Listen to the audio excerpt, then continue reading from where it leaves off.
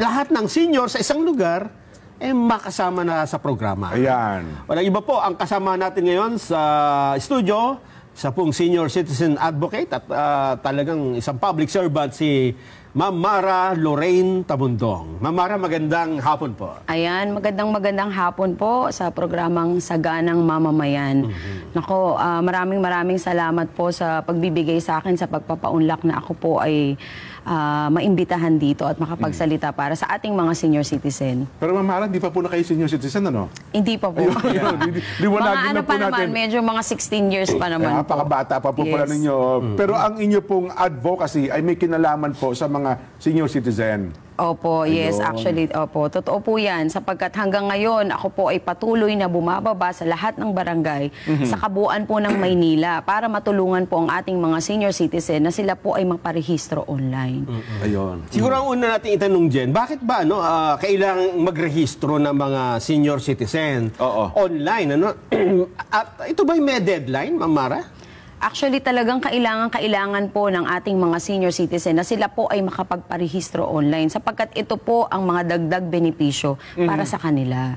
At ito po, actually, ang deadline po ng National Commission of Senior Citizen ay hanggang Disyembre lang po, hanggang December. December this year. At least kahit paano, inaasahan po namin na makapagtala kami, makapagparehistro kami at least 9 to 10 million ng mga senior citizen natin. Oo, mukhang malapit na dyan yung deadline. Ano na ngayon eh? Hanggang December na lang. Kasi para po, dahil syempre, naibaba na po ng ating mahal na Pangulong Bongbong Marcos ang 43 billion para sa kanilang health insurance. So, kaya nagmamadali po talaga tayo. Sa Maynila alone po, mga ilan milyon ang senior citizen po dyan? Actually, ang nakatala po na senior citizen sa kabuuan ng Maynila is 200,000 plus. 200,000 lang. Maynila lang po yan? Maynila lamang po yan. Pero sa kabuuan po, sa buong Pilipinas, nasa mahigit 12 million plus na po ang mga senior citizens natin. So kung Maynila pa lang ang pag-uusap, siyempre po, may record ng OSCA yan, ano?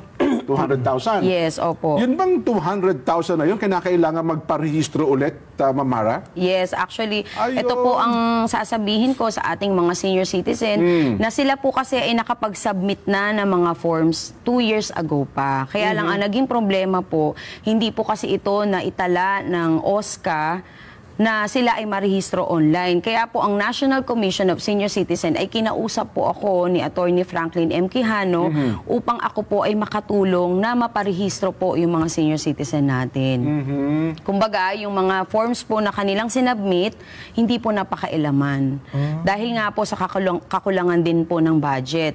So since ako po ay talagang ang advokasya ko ay makatulong sa ating mga senior citizen, kaya nung ako po ay nalapitan at nasabihan na kung maaari po akong tumulong, hindi po ako nagdalawang isip na tumulong kaagad. Ba't ba naman si Attorney Frank kay Maynila lang? Ba't di pa binahawak sa buong Pilipinas? Oo nga po, baka naman sabihin ni Attorney Franklin M. Quijano, ako na pumalit sa kanya. Kaya, syempre, tingnan po muna natin yung kabuuan ng Maynila sapagkat kung ako po ay tatanungin ninyo, ano po ba ang naging umpisa nitong pagtulong ko sa mga senior?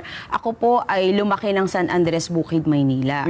Na kung saan, ako po ay tumakbong konsehal nung huling halalan. At doon po, nag-umpisa na higit kong maintindihan at nakita yung totoong kalagayan po ng ating mga senior citizen.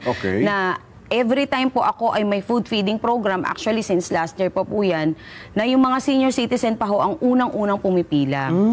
So doon ko po nakita yung talagang kasabikan ng mga senior citizen natin na sila ay sana mapansin at magkaroon din sila ng programa para sa kanila.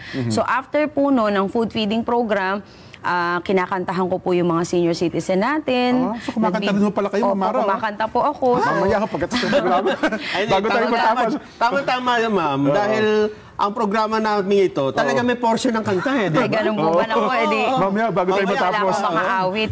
So, yun nga po, napansin ko po yung mga senior citizen, nakapila po sila sa likod ng mga kabataan na yung iba lumuluha pa. So, every time na kumakanta po ako, lumuluha sila kasi first time daw po na sila ay napansin sa isang programa. And at the same time, syempre, nakikita ko naman po yung hirap ng buhay. Kaya kahit paano, tayo po ay nagbibigay ng financial assistance, lalo na po para sa medical assistance, yun po.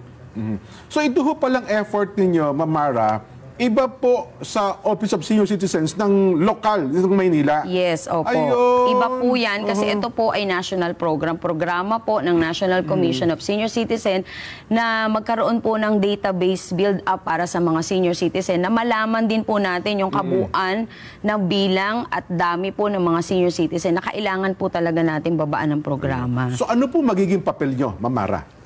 Explain po natin sa ating mga tagapanood. Opo, ito po ako po ay nabigyan ng authority ng National Commission of Senior Citizen na magampanan ang online registration po ng mga senior citizen na kung saan ako po ang nagpo-provide para marehistro po yung mga senior citizen natin. Meron po akong 50 hanggang 100 ng mga encoders na kami po ang bumababa mismo sa mga barangay.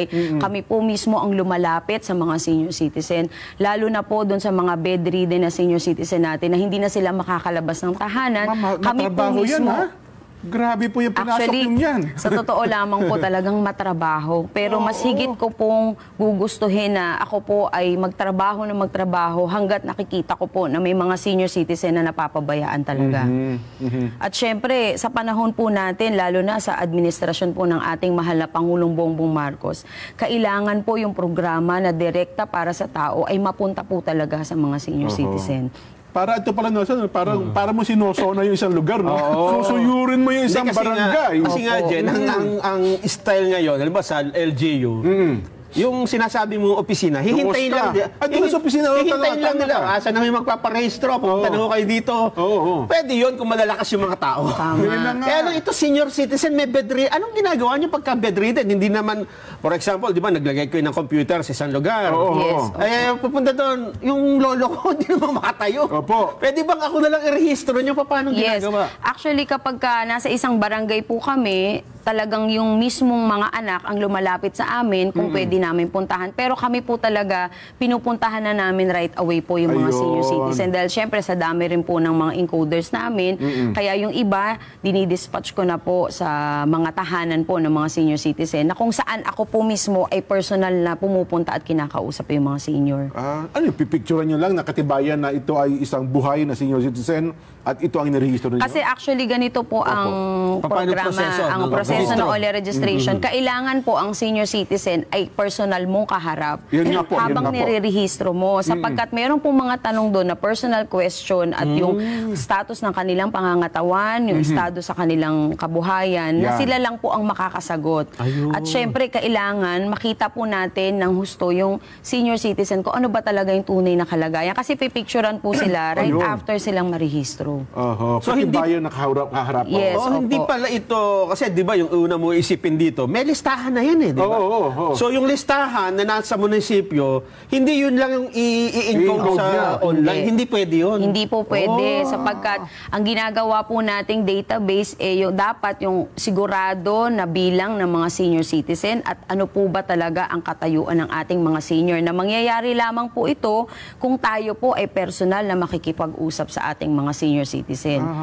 So ano po ito? Nationwide? Dapat ganun po ang gagawin? Dapat po nationwide. Kaya lang, dahil ako po ay naatasan dito sa Maynila, kaya talagang pukpukan din po na ginagampanan ko na matapos ko po itong programa. Parang sa ibang lugar wala kami nababalitaan. Hindi active, ano? Actually, alam nyo kung pwede ko nga lang pong doblehin yung katawan ko, pumunta ako sa ibang areas. Ito naman po ay ginagawa ko lamang dahil sa pagmamahal po sa mga senior citizen. Kasi alam po ninyo, meron pa akong magulang.